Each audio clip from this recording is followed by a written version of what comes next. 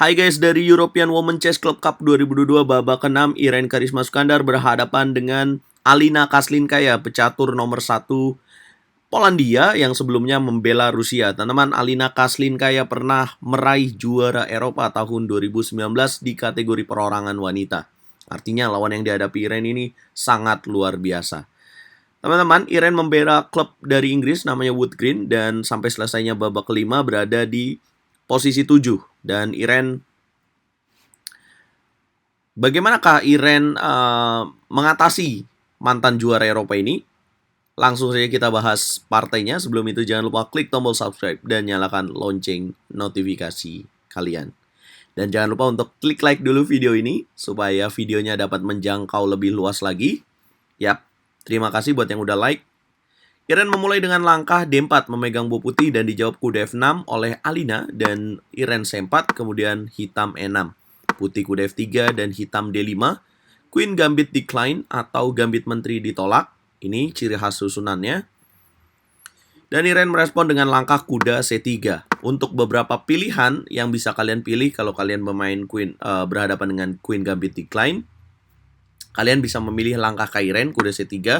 Ini langkah yang paling banyak dimainkan, pilihan utamanya, atau kalian bisa memilih langkah G3 kedua, kemudian langkah gajah G5. Ya, Irene memilih kuda C3, hitam merespon dengan langkah gajah B4. Ini bukan pilihan utama. Pilihan utamanya adalah bermain dengan langkah C6, kedua gajah E7, dan yang ketiga baru gajah B4. Oke, kita lanjutkan gajah B4, kemudian Irene merespon dengan menteri ke petak A4. Boom! Ini juga bukan pilihan utama dari langkah berikutnya, teman-teman. Karena pilihan utamanya sebenarnya gajah G5. Pilihan menteri A4 ini terbilang sedikit yang memainkan dan bukan jadi pilihan utama. Tapi apa artinya Irene memilih menteri A4 ini? Berarti mungkin ini persiapan dari pecatur Indonesia ini. Ya, menteri A4. Otomatis hitam harus merespon dengan kuda C6, menjaga gajah gelap di petak B4, putih lanjutkan dengan E3. Hitam melakukan rokade, putih menarik menteri ke petak C2. Kemudian hitam B6, putih A3. Gajah memukul kuda, menteri memukul gajah, dan hitam gajah A6. Alina Kaslinkaya merespon dengan langkah yang cukup agresif, gajah ke petak A6, Irene B4. Pion memukul pion, gajah memukul pion, kuda ke petak E4. Menteri mundur ke petak C2. Hitam gajah memukul gajah, menteri memukul gajah, dan hitam menteri D5. Langsung mengajak bermain ke endgame. Nah, Irene juga tepat memilih untuk menerima pertukaran menteri, kemudian pion menukar menteri, gajah ke petak D2. Kenapa Irene tepat menukar menteri? Karena kalau dia menolak, ini menterinya sangat kuat sekali di petak D5, dan hitam akan unggul dalam posisi ini karena akan mendobrak dengan langkah A5. Harus dimakan, dan kemudian kuda memakan pion. Kita bisa lihat bahwa Raja Irene belum aman di sini. Oke. Menteri memukul menteri, pion memukul menteri, gajah D2 dan kuda ke petak D6. Alina Kaslinkaya coba memplot kuda di petak C4. Irene merespon dengan benteng C1, kuda C4 dan Irene B5. Kuda C6 ke petak A5, Irene Raja E2. Memberikan pion di petak A3. Kalau dimakan, maka Irene menyiapkan gajah makan kuda A5. Kalau dimakan lagi, maka Irene akan lanjutkan dengan benteng C7. Kuda memukul pion B5, akan ada lanjutan benteng C5. Nah, apabila benteng ke petak B8, maka akan ada raja ke petak D3. Ini dianggap unggul bagi pemain putih, teman-teman.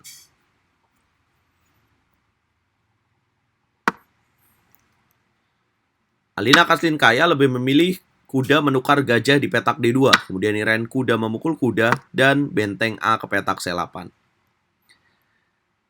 Kemudian langkah ke-20 Irene benteng C3, coba menyusun benteng H ke petak C1, hitam C5. Irene lakukan langkah en passant. Kemudian benteng memukul pion, benteng memukul benteng, kuda memukul benteng, dan putih raja D3. Permainan menuju babak endgame, hitam benteng C8, putih kuda B1. Manuver yang sangat berarti ini, penting banget ya.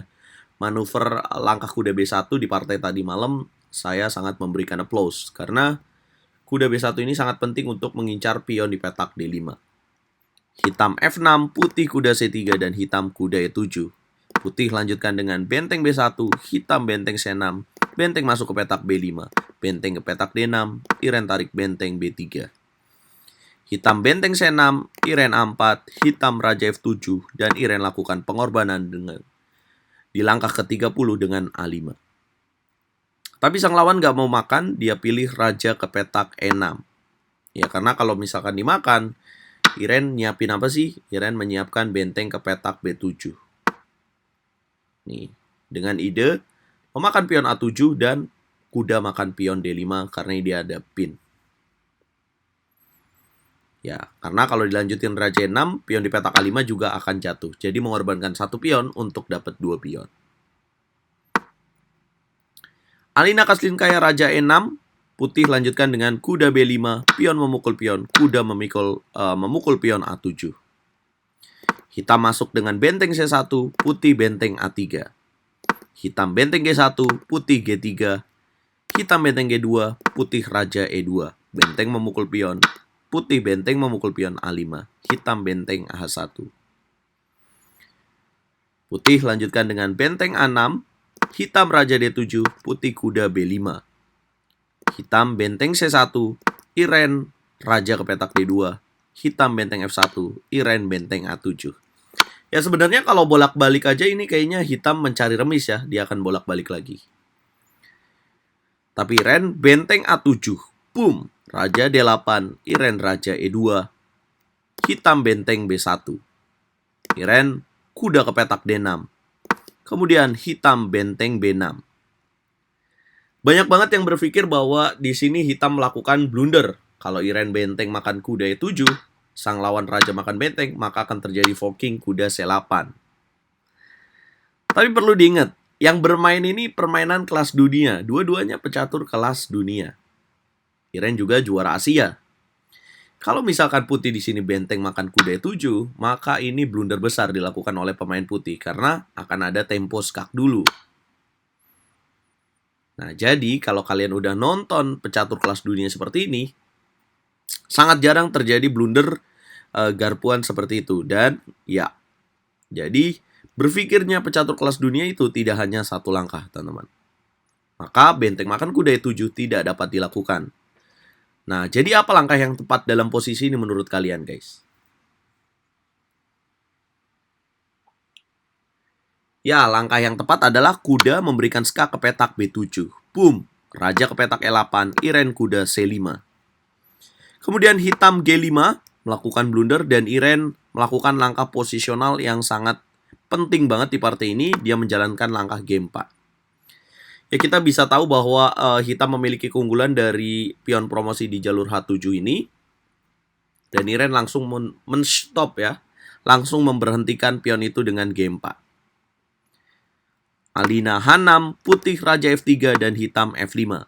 Pion memukul pion, kuda memukul pion, Iren raja G4. Membawa raja ke petak H5 untuk membantu serangan itu sangat penting banget. Kuda mundur ke petak E7, Iren raja H5. Nah, ini udah keunggulan besar di langkah ke-49. Hitam benteng F6. Blunder dilakukan di langkah ke-49. Bisakah kalian tebak langkah yang tepat untuk menghukum benteng F6? Yap, benteng ke petak A8. Boom, raja F7, kuda ke petak D7, dan hitam benteng D6. Kalau hitam di sini benteng memukul pion di petak F2, maka garpuan akan terjadi dengan benteng F8. Raja ke petak E6, maka akan ada kuda C5 terlebih dahulu, dan raja D6, benteng akan hilang.